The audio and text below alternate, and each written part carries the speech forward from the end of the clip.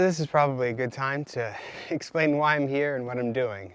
Well, where I am is I'm in, as you can hopefully see behind me, the Scottish Highlands. I just took the sleeper train from London up to a place called the Bridge of Orchy, which is a little town with maybe 8 houses in it, just sort of deep in the Highlands. And from here, I'm going to walk, if everything goes to plan, about 50 or so more miles from here and end up in a place called Fort William, where I'll get the sleeper train back in 3 days. Why I'm here? Well, it's 2 reasons. The first is because Scotland is amazing. The Highlands are incredible. Hiking in them is incredibly restorative, and it has been a long summer working on apps, doing all my work. This is kind of my reward at the end. And 2 is because of this guy. I just got my Apple Watch Ultra, got it, unboxed it, connected it to my phone, jumped on a train like within a few hours, and am now, here in Scotland. Because a watch like this, you gotta be in a place like this to really be able to appreciate it and to test it out. And I'm here both as a developer in terms of what I do for a living as I make apps, and so I'm here to evaluate this watch, the first major departure on the Apple Watch platform, really, maybe since the Series 4 when they changed the screen size, but it's pretty dramatic otherwise. So I think it's important for me to try it out in its natural habitat. But I think also I'm just really curious to see how it stacks up. So around this time last year, I took this watch, which was a Series 7 Apple Watch, on a similar hike in this area. And part of that trip was to see if, could this work as a multi-day hiking watch? Could I get a full day's battery life out of it? Could I use the utility of an Apple Watch in a way that made it possible for that to be good? And the short version of that trip, I'll have a link to it below if you're curious about the article, but the short version of that trip was that it was just about good enough. You could almost get there, and it was encouraging in a lot of ways to see that it was so close, but it wasn't quite there. I think I have a Coros Apex Pro, which is a sport-specific watch, and I brought that as well, and I'm glad I did, because a few times the battery on this didn't quite last as long as I wanted, and there were some limitations there. And I hope with this is that it's going to be completely capable. It should be able to do everything I need. It should be, if anything, more capable than for a trip like this, 3 days in the Scottish Highlands. It should be well up to it. And I'm just really curious to evaluate that. It's been interesting watching a lot of reviews about the Apple Watch Ultra, and a lot of them are from reviewers who, some of them were definitely people who got out in the wilderness and used it, but I think a lot of them were looking at the watch as in the context of, is this going to supplant sport-specific watches? Is this going to replace dive computers? Is this going to replace, a Garmin Enduro super, hyper-specific watch? And I think they were focused on the wrong thing. And this is my thesis, which I will find out in 3 days if it's correct. Because of the magic of video, you will find out in 10 minutes if I was right. But my theory with this watch is that Apple were genius in the way that they did it. That they didn't make a sport-specific watch. They took an Apple Watch, like this one, and made it just a little bit bigger, a bit more capable. They pushed it out into a few directions that it may have had some limitations. And as a result, they've retained what makes Apple Watches so great. And that core great is that an Apple Watch is a tremendous smartwatch. It is capable of almost anything. And its Apple Watchiness is the thing that they needed to retain. They didn't need to make a super specific watch. That's going after a very different market, with very different needs and very different utility. An Apple Watch is amazing because it does so many things. It does things that are related to sport. It has great workout tracking. You can do sleep tracking. You can do all those kinds of things. But you can also use it to make FaceTime audio calls and do your text messaging or do email. You can do all kinds of things on it that aren't sport specific. And it's just, a computer I can strap to my wrist. And this feels very much like a computer that's strapped to my wrist. And I'm excited about that. And I think the analogy when I was on my train ride up here that kind of came to mind for me is that this is a pickup truck. That Apple made a pickup truck in the Apple Watch Ultra. And a lot of reviews were talking about it and saying, ooh, it's a nice pickup truck, but it's not a dump truck. It's like, yeah, dump trucks hold more than pickup trucks. And that is absolutely true, and no doubt about it. But pickup trucks are popular for a reason, because they're incredibly useful and they're incredibly capable. And if, you know, me as an app developer can come up with something that I think this watch should do, I can write an app and I can do that in a way that, you know, a sport-specific watch or something more specific, it gets to that really narrow part of the wedge where there's very few people who are doing it, but it's very sport-specific. And it's like, my suspicion is for most people, this is going to be enough. That, fair enough, they needed more than a sedan, which is, you know, more maybe a traditional Apple Watch, that a pickup truck, something that's a bit more rugged, that has a bit more capacity, can carry a bit more, is useful, and will take that utility to the point where, you know, it's like this point of diminishing returns, where Apple is going to capture all of the useful day-to-day kind of prosumer market use, and as a result, a watch like this is going to be perfect for that. That's my thesis. I will test it out over the next 3 days, and I hope that you will enjoy both the scenery and kind of exploring that with me. So now I'm on a bit of road, so it seemed a good time to talk a bit about maybe my background in hiking, sort of why I'm here, why, you know, what I look for in something that helps me hike. So I first came, I've been hiking forever. I was a Boy Scout, Eagle Scout when I was a kid, and I think when I was 19 for the first time I went hiking in Scotland. And I just fell in love with this place. It just speaks to my soul like nothing else, and it's, you know, I never grow tired of walking here. And I think I'm the kind of hiker who, you know, I like getting out away from people. Like, on a Saturday morning as I'm recording this, and there's a fair few people who are walking around. And it's my least favorite part of this. It's like I look forward to getting off this road in a little bit and disappearing into the wilderness. And so, for me, I want, you know, things that support that desire to be by myself, to be off the beaten path, to get kind of away from things. And so, you know, I'm not quite a day hiker, a day tripper. You know, I've done long multi-day backpacking trips. I've done things out completely by myself in the wilderness for several days.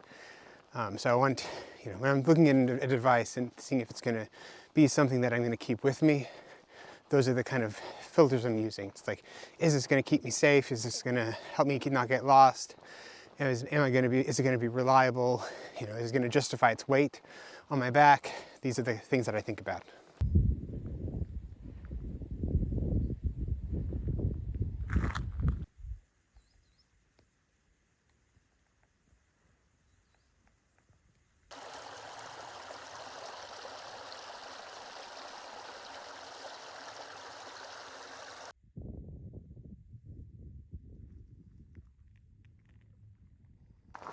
All right, I think it seemed like a good time to do a good little status check. As you can see here, I'm just pulling into Glencoe Valley, which is probably one of the most beautiful places, I think, on Earth. There's a few places on the Isle of Skye that have it beat, but other than that, there's not that many. Today's been going really well. I've done about 11.5 miles at this point. It's been a gorgeous day. Things are good, feeling good, and, you know, so I can report this guy has been, you know, the Ultra has been perfect. It's had no problems with battery life, had just even, you know, full display brightness, everything up all day, and not a hitch at all. I think last time I checked, it only used like 20% of the battery, and, you know, I've been hiking for almost 12 miles, so that's no small thing. Yeah, so things are looking good for day one. All right, I'm out again hiking. The weather was just too nice, which I realized behind me you can see a gray sky with a few flecks of blue, but for Scotland, this is amazing. And so I'm just out to do a hike to my favorite viewpoint in Glencoe, which is an area called, I'll ruin the name, but it's Bean Curisti or something along those lines. Last year I was here and I went camping, and I got all the way up and set up camp. Then at about 2 in the morning, the storm picked up and like 50, 60, 70 mile an hour winds, and I was up in an exposed area, and so that was the quickest I ever got off a mountain. But anyway, that's beside the point. But this seemed like a good time to talk about one of the other features of the Ultra, and that is the strap.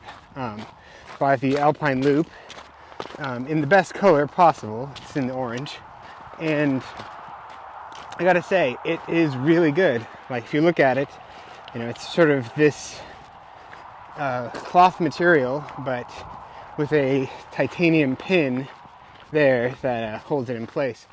And the thing I was thinking about, that reminds me a lot of the Sport Loop, which has been often referred to as the sweatpants of the Apple Watch straps, where it's just super comfy, you put it on, you forget about it.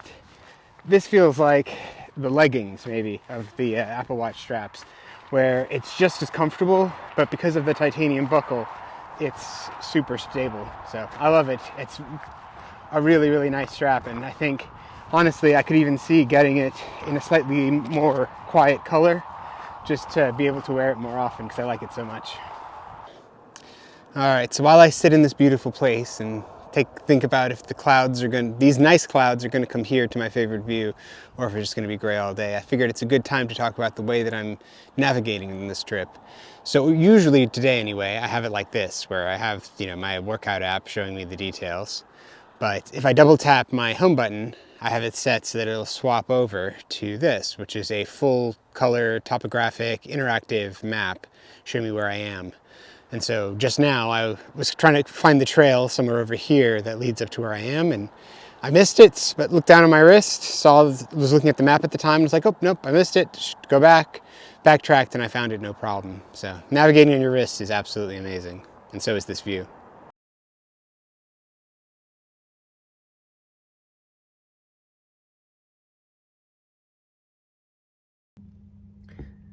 So quick check-in on the battery life.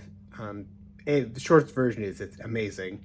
So I've had it on full brightness, did not fudge with any of the settings, not doing anything to try and make it just fresh out of the box how it would work.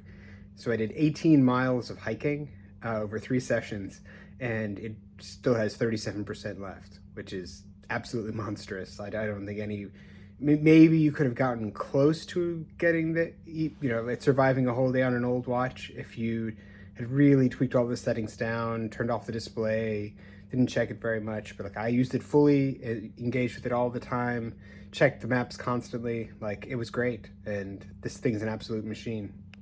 All right, it is day 2 of my ultra expedition. So today I'm focusing on testing out navigation. So yesterday I was doing a route that was very similar to a route I've done many times I've done before. Whereas today I'm going somewhere totally new, and so it seemed a good time to focus on navigation. So I have my map and my route on my own app here, as well as my map and route on my Coros Apex Pro, and I'm going to compare the two, kind of get a sense. My instinct is that having, you know, full color, dynamic, swipeable, zoomable, interactive maps is going to be much nicer than the kind of works but is awkward 3-button version that you have on a typical sports watch. But we'll find out, and as you can see, the weather is much more Scottish today, which is in some ways welcome. But yeah, so I guess into the unknown.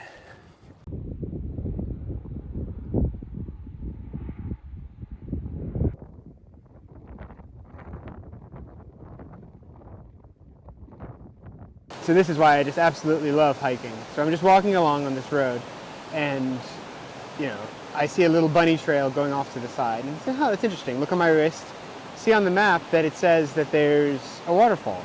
Now, I've been walking past waterfalls all day. Like, this river is just full of them. So if it's on the map, it means it's got to be pretty substantial. And this is what I find.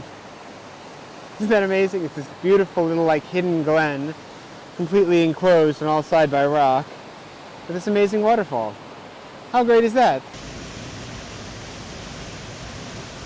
So if this area looks familiar at all, this is because they recorded a movie called Skyfall here. So James Bond and M sat here with an Aston Martin right there.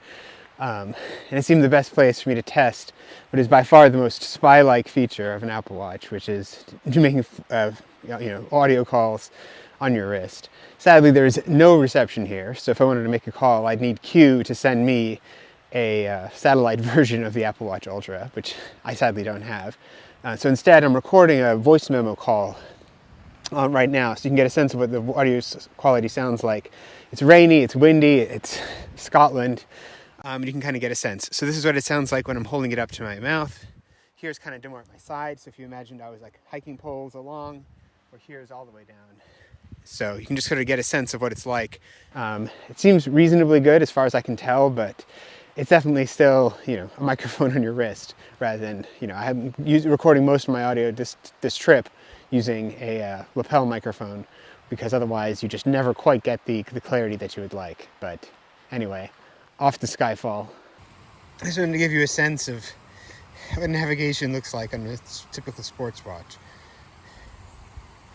It's like, oh look, as I move around, that's the kind of refresh, update situation you end up with. Whereas here, it's the kind of thing that I do on an Apple Watch. Oh look, it's in always on mode.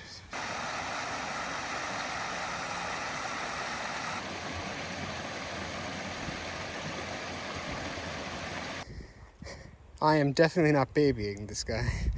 This is a pretty legit test. I joked at the beginning of this that it's like I'm only a hiker, I can't test all the other things that it can do, I'm not a scuba diver, I'm not an alpinist. Turns out I am kind of a rock climber. I don't know if you can tell in the video, but the trail I'm on is essentially turned completely vertical, so now I'm a rock climber. I can give you the rock climbing test as well.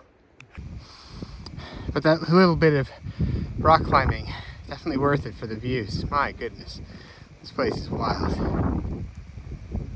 Funny thing in Scotland is you can actually just watch the view just disappear in real time.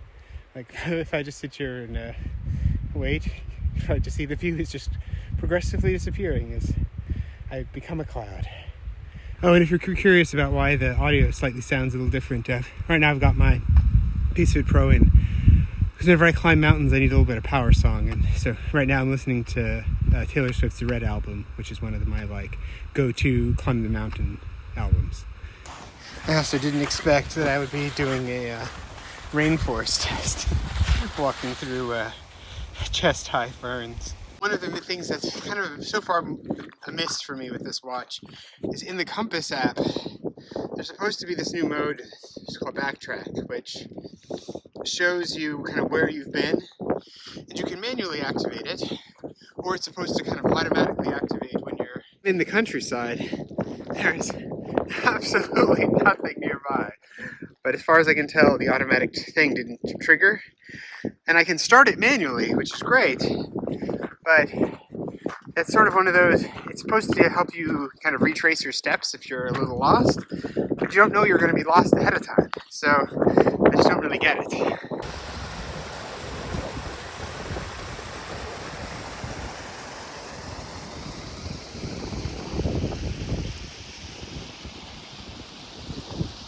Alright, so one of the safety features that they added to the Apple Watch Ultra is a Siren, so a way to attract attention to yourself.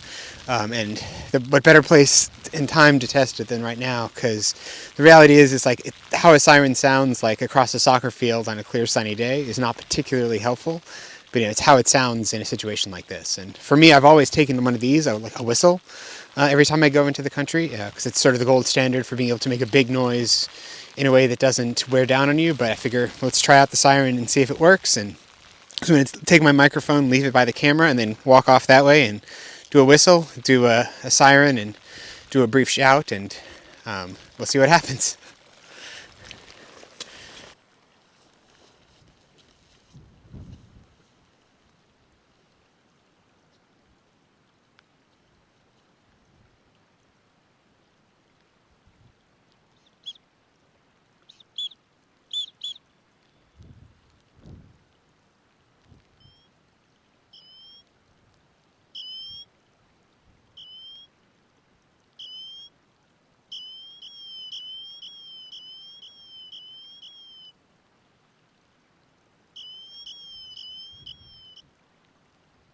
And this is me talking in a loud voice.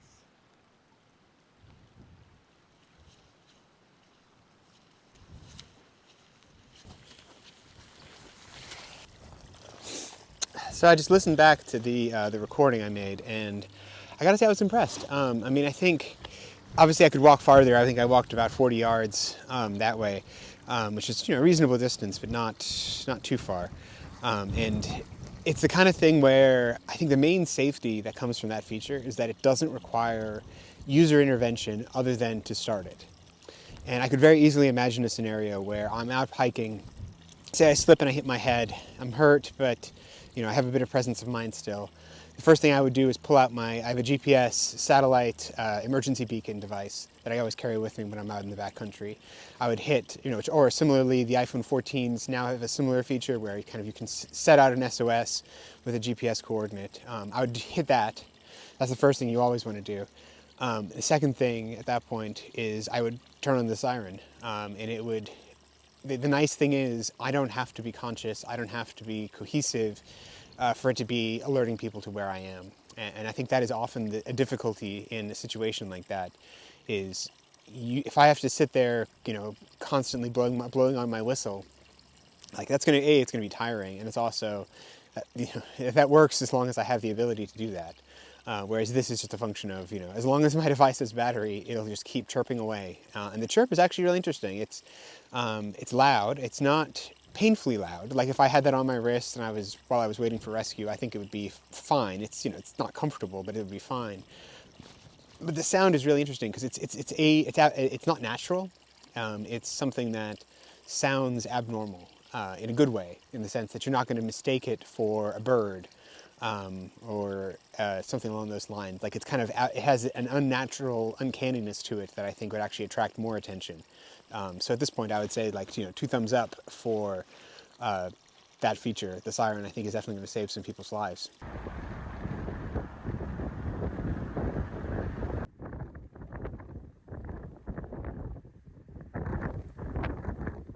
All right, good morning. So this is day 3, my final day of this, I'm starting to call it the Ultra Expedition. So you can see behind me here, that's the hotel I've been staying at, the King's House in Glencoe. And you honestly probably can't tell because iPhone's got such a nice camera, but if you look, it's quite dark. And that's because today I'm leaving the hotel for the longest day of my expedition. I'm leaving the King's House Hotel here in Glencoe and then walking about 24 to 25 miles north to a place called Fort William, where I will take the sleeper train back to London. So today's theme is sort of endurance. Yesterday's was navigation. Yesterday, actually, probably worth saying, it went really well from a navigation perspective. The watch did admirably. I loved having a map on my wrist all day. That really was helpful going into a new area, so that was good.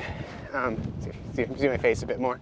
But yeah, so I think I finished the day with 63%, and I think the funny thing with battery life is, I think honestly, it's just becoming a non-issue. Like, it's just, how much does it have? More than enough is kind of the answer. And I'm sure there are activities where if you are doing something very specific, like you are running 100 miles, you're doing the Western States 100, you're running 100 miles over the course of, 36 hours, 40 hours, or whatever, yeah, maybe it's not good enough. Maybe you need a special watch, but, for normal people doing normal things, it seems fine and plenty, and, better to a degree that I'm starting to not think about it, whereas I would find that I would think about it on my Series 7. So, yeah, so today is all about endurance, and so what I'm doing with that is I put both my Ultra as well as my Series 7 in low power mode, which I know Apple is working on a really low power mode for kind of multi-day expeditions and things. This is just standard low power, which mostly is just turning off the display and slowing a few things down. And started to work out back at the hotel.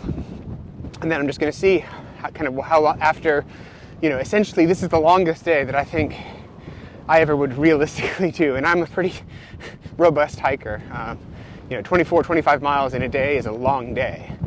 There's no two ways around it. And so I'm curious to see where we end up battery life wise.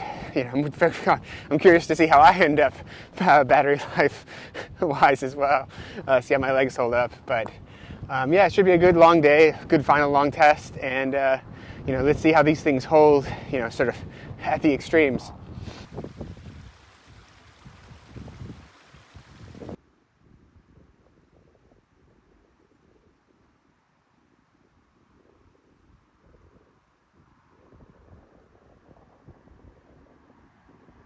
Something I always enjoy. It's a great view behind me, actually. Enjoy that while I talk. I always love when you look on a map and it has like slightly comedic things marked on it.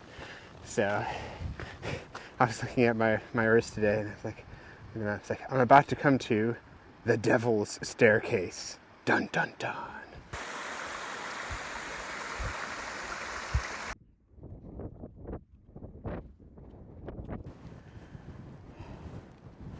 Hopefully you can just about see it here. There's a rainbow on the backdrop of some very grumpy looking mountains and clouds.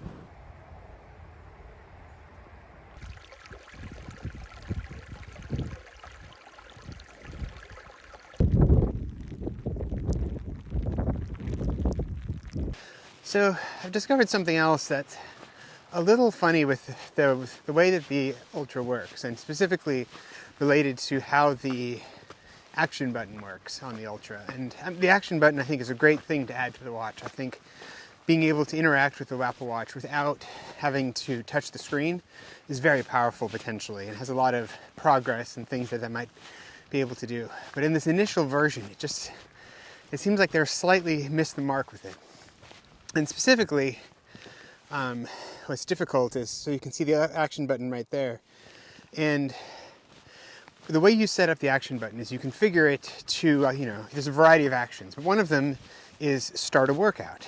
And you can choose which app you want to start that workout in. And what happened to me just now, which is kind of annoying, is, you know, I'm 17 and a half miles into a 24-mile day. I've been running my Apple Watch workout using the main Apple Workouts app all day. And I bumped the action button. And it immediately ended that workout and started a workout in another app, the app that I'd configured it to, which I understand that obviously that is what I'd configured that button to do, but it seems very strange that it would end an active and current workout without like confirmation or anything. And so, you know, it's annoying to me that I now will have a 2-segment workout for today rather than all being together. It just seems something where if you're in the middle of an active workout, sorry, I'm climbing a mountain, I'm slightly losing my breath. I'll pause for a moment. You can enjoy the view. It seems like what should happen there is when you have an active workout going and you push the action button, it should do the secondary action for that app. You know, so each app can configure a secondary action to happen when you push the action button, but it doesn't do that. That only happens if you've started the workout using the action button, or the action button is configured to use that app. And it just feels like a miss. It feels kind of unexpected and confusing in a way that I definitely hope they can get fixed soon, because I really want the action button to be useful and consistent and not something that I feel like I need to turn off, because if I don't, there's a risk that it'll accidentally like end a workout I'm halfway through doing, which is terrible. Like, never end a workout. It's like rule number 1 of making a workout app that I have learned is never, you know, the number 1 thing you need to do if you make a workout app is never end the workout or lose data. And if you can do that, people are generally pretty happy. But anyway, at least I have this amazing view to comfort me.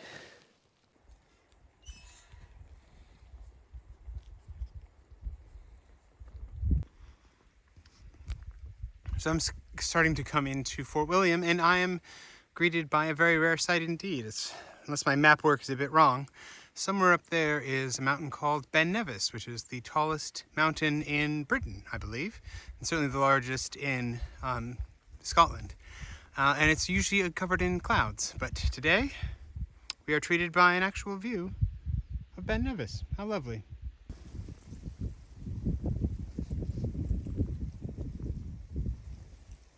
So with this rainbow that welcomed me into Fort William, it seemed a good time to do my last check-in. So on my Series 7 watch, I did 26.22 miles in about 11 hours. And it has 37% battery left.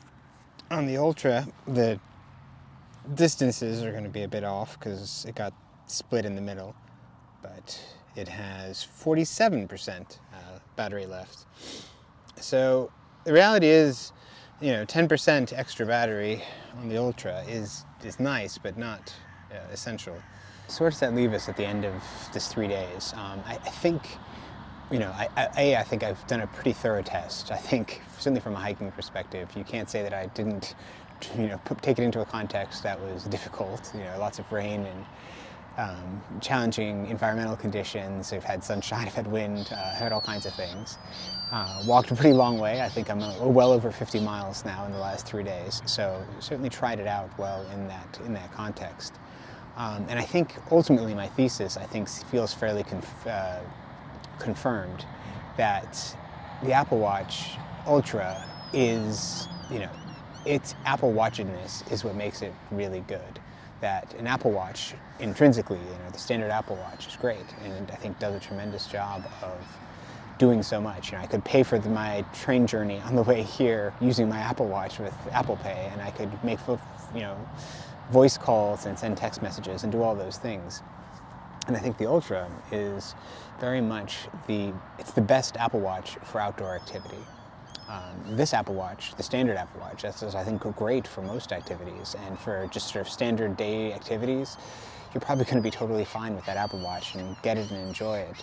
But I think the Ultra is if you need a little bit more, or you just kind of want a little bit more, or you like the look of it, or you think you might find yourself in a circumstance where you might benefit from some of its features. But ultimately, it's just a really good Apple Watch. It's that pickup truck. It is it isn't still something that you could, you can drive your kids to school in a pickup truck, but you can also take it off-road and carry lumber and do all these things that are a little bit more. And it's not as capable and not as rugged as some other devices might be, but I think that's fine. And I think if it had leaned too far into that other stuff and made itself into a specialist device and lost its Apple Watchiness, I think that would have been a much bigger problem. And so I'm glad. I love it. I think it'll be with me on all my adventures to come forward. And other than a couple of sort of software things with Backtrace and the action button that I think could easily be ironed out shortly in a software update, I think it's a tremendous version 1 product that I'm very excited to have. Thank you for joining me on this adventure, I guess. I'm sitting on the fort at the end of Fort William, about to head my way back. I hope this was helpful and informative.